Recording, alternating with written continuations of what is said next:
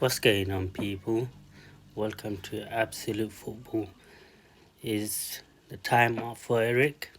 Listen, we got humbled yesterday, yet again, by City.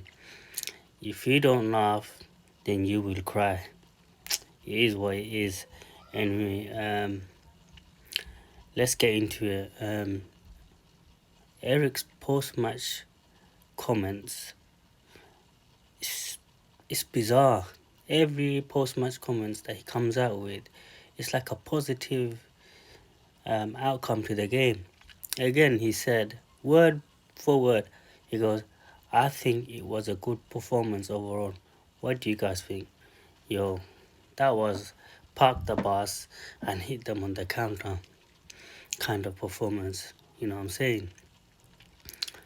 But hey, listen, um, we got outplayed. It is what it is.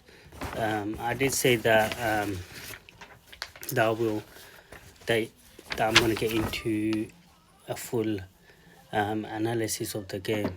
Right, listen, clearly it's not needed. Everyone knows what happened. Everyone saw what happens at the game. But I'll say what it is. You know what I mean? Listen, the Manchester derby. It's like the fans.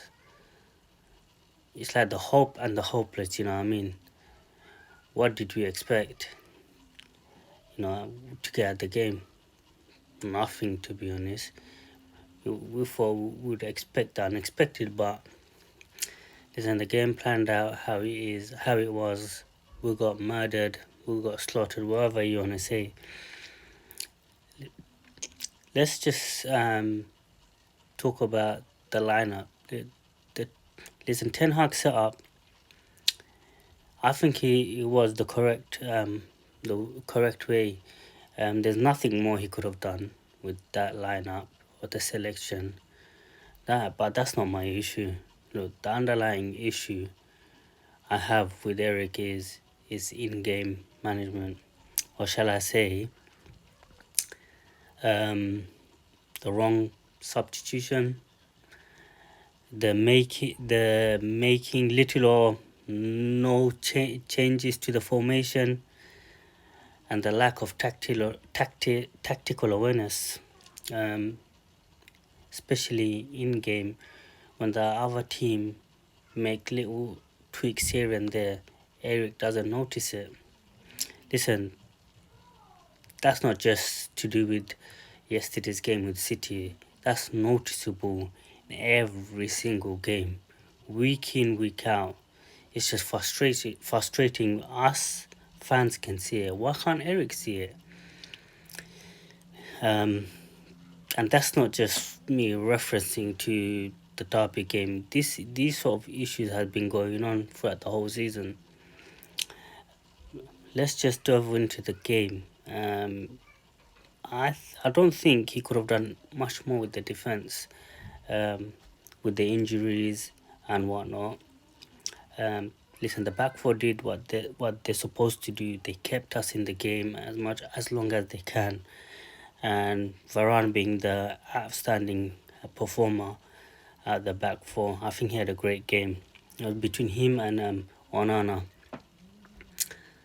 The midfield, I understand why he put Bruno there, just to give that security to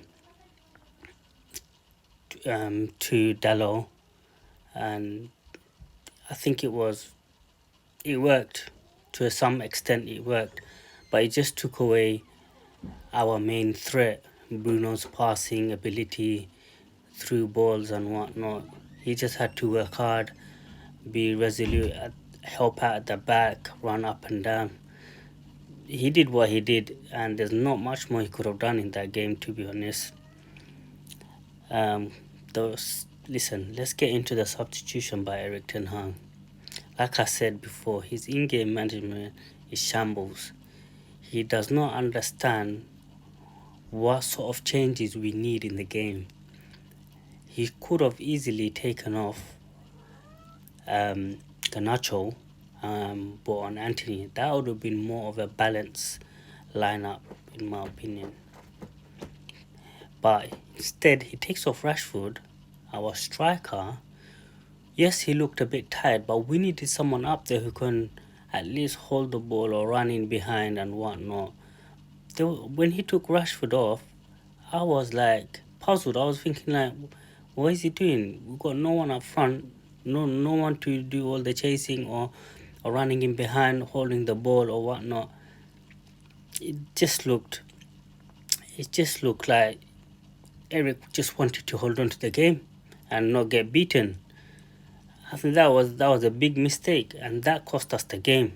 That really did cost us the game when he made that changes. That's when we start, that's when City started pushing us more back. They're making more and more chances, creating more chances, and we're on the back foot, to be honest. And that's it. That's when they scored. Foden got another chance, just walked into the box. It was too easy for him and just guided that ball in. And Haaland, listen, you can say whatever you want about Amrabat. He just got into the game. He didn't look sharp at all. He wasn't ready. He wasn't in his game face, and he made the mistake, and Haaland just found that easy and gobbled it up. Yeah, what else can you say about that game, to be honest? There's nothing more. We just got, at the end of the day, we didn't get humiliated. We competed as much as we can. Till those substitution, silly substitution. Yeah, they scored before that, but I still believe it would have kept us in the game if we had a couple more chances, created a couple more chances with Rashford running in behind and whatnot. But hey, Erik sometimes does these kind of weird stuff, But let's move on to another topic where Paul Scholes came out talking about Erik ten Hag's future. This is what he said, word for word. He goes, I think Ineos have already made their mind up. I don't think he'll be there next season. I wouldn't be surprised if they're looking for a new manager now, or if they have someone in mind. Listen, Scholes is right there. I think he knows. What do you guys think about Scholes' comment on Ten Hag? Does he know something? And what do we think who's in the line for the next manager role? Listen, in my humble opinion, I think... Screw you! You're fired! Yes! Now I'm panicking. Yeah, don't panic. No, I am, because I'm going to lose my job. But what's you panic? What do we think who's in the line for the next manager role? Listen, in my humble opinion, I think Ineos have made their mind up. They already know who they want. At the moment, they're just waiting to see if Erik can try and get some sort of performance out of this group of players and push for top 4 finish. However, it's looking very, very unlikely at the moment.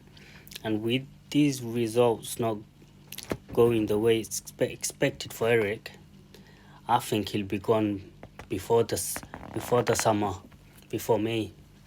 We've got Liverpool coming up, the FA Cup. I think if Liverpool beat us, we're at the FA Cup. That might be it. That might be his calling card. Yeah, I think that will be it for him. Listen, our next game is against Everton. We need to try and master something up against them. I believe so. Hoyland might be back for that game. Let's hope so. He is. If he is, then at least we got some positive news coming out. And also, I've been hearing Licha might be back before the Liverpool game. Yeah, listen. If we have a strong squad against Liverpool game, you never know. You never know. We might get a positive result, and things might be, looking good. But hey, this season hasn't been good, has it? It's been awful, mate. Manchester United fans, for us, it's misery for us. Disastrous season.